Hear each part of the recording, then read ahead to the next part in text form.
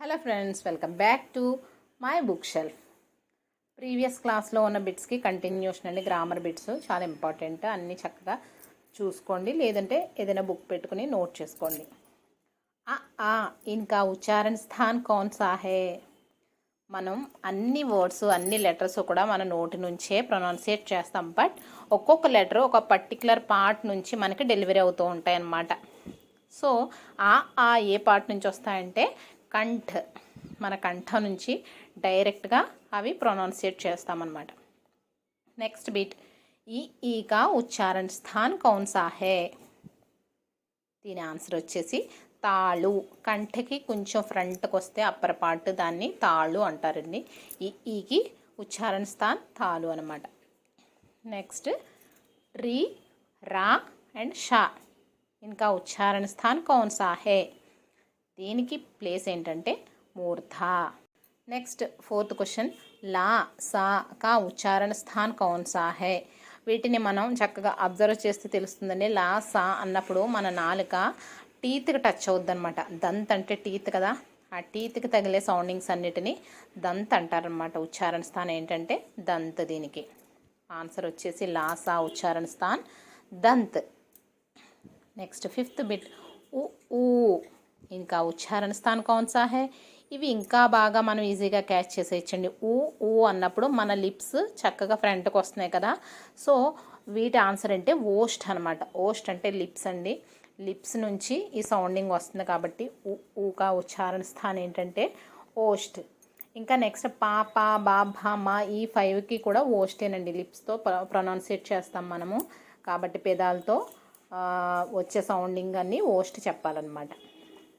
Next sixth bit, అనుస్వార్. అనుస్వార్ కా ఉచ్చారణ స్థాన్ కౌన్ సా హే. నాసికా. స్థాన్ ఇక్కడ మిస్టేక్ పడిందండి. ఉచ్చారణ, దీన్ని అనుస్వార్ ఉచ్చారణ ఎక్కడి నుంచి వస్తుందంటే మన ముక్కు ద్వారాగా ఈ సౌండింగ్ని ప్రొనౌన్సియేట్ చేస్తాము కాబట్టి అది నాసిక. నెక్స్ట్ విసర్గ కా ఉచ్చారణ స్థాన్ కౌన్ సా హే.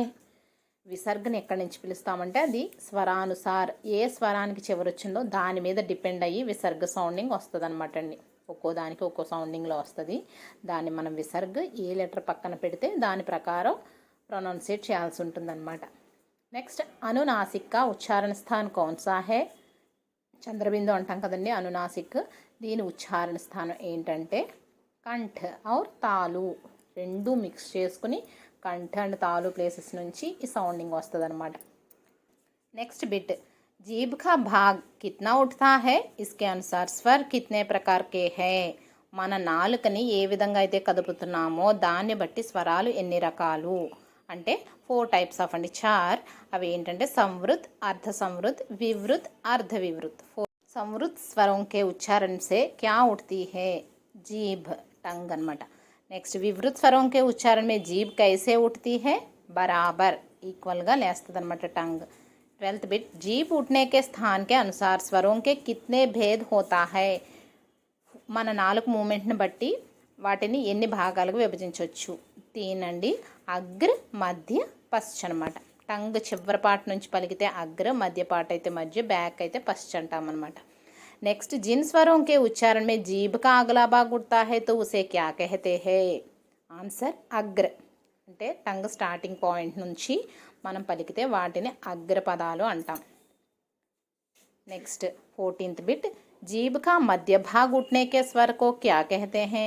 సో సింపుల్ అండి, మధ్య భాగంతో పలికిన వర్డ్స్ని ఏమంటామంటే మధ్య. నెక్స్ట్ 15th బిట్ వచ్చేసి జీప్ కా పిछला భాగ్ అంటే బ్యాక్ సైడ్, బాగా చివరికి పిछला భాగ్ ఉడతా హై తో ఉసే క్యా కహతే హై, పశ్చ. నాలుక వెనుక పాటను ఉపయోగించి పలికే స్వరాల్ని పశ్చ అంటాము. వైదిక్ తథా లౌకిక్ సంస్కృతి మే సంధ్యాక్షర్ క్యా హై. 4 ఉన్నాయండి. సంధ్యాక్షర్ అంటే 2 లెటర్స్ని మిక్స్ చేసి వచ్చే లెటర్స్ని సంధ్యాక్షర్ అంటారు. అవి 4, ఏ, ఐ, ఓ అండ్ ఔ అనమాట. ఏ ఐ కా ఉచ్చారణ స్థాన్ కౌన్ సా హై. వీటి ఉచ్చారణ స్థానం ఏంటంటే కంఠతాలు. ఓ ఔ కా ఉచ్చారణ స్థాన్ కౌన్ సా హై. ఇది కంఠోష్ట అండి. కంఠం ప్లస్ లిప్స్ రెండు కూడా రిలేట్ అయి ఉంటాయన్నమాట. నెక్స్ట్ వైదిక్ కాల్ మే రే ధ్వని కిస్కే సాత్ ఉచ్చరిత్ హోతీ థీ. రీ, రీ సౌండ్తో పిలిచేవారు. నెక్స్ట్ రీ కా ప్రయోగ్ కహా నహి ప్రాప్త హోతా, రీని ఎక్కడ యూజ్ చేయలేదంటే పాలి తథా ప్రాకృతమే, ఈ 2 లాంగ్వేజెస్లో రీ అనే దాన్ని అసలు యూజ్ చేయలేదండి. సో ఇదనమాట ఈ వీడియోలో నేను మీతో షేర్ చేసుకున్న 20 బిట్స్ వ్యాకరణకు సంబంధించి చాలా సింపుల్ అండ్ ఇంపార్టెంట్ బిట్స్ అండి. మనం మళ్ళీ ఒక్కొక్కసారి రివైజ్ చేసుకుంటూ ఉంటే అవి మన మైండ్లో ఎప్పటికీ ఉండిపోతాయి. అండ్ మోస్ట్ ఇంపార్టెంట్ థింగ్ ఏంటంటే మనం అర్థం చేసుకుని చదవాలండి. ఏ స్థానం నుంచి ఏ సౌండింగ్ వస్తుంది అనేది మనం చక్కగా నోటీస్ చేసుకుంటూ చదువుకుంటే అది బాగా ఈజీగా మనకు గుర్తుంటుంది అనమాట.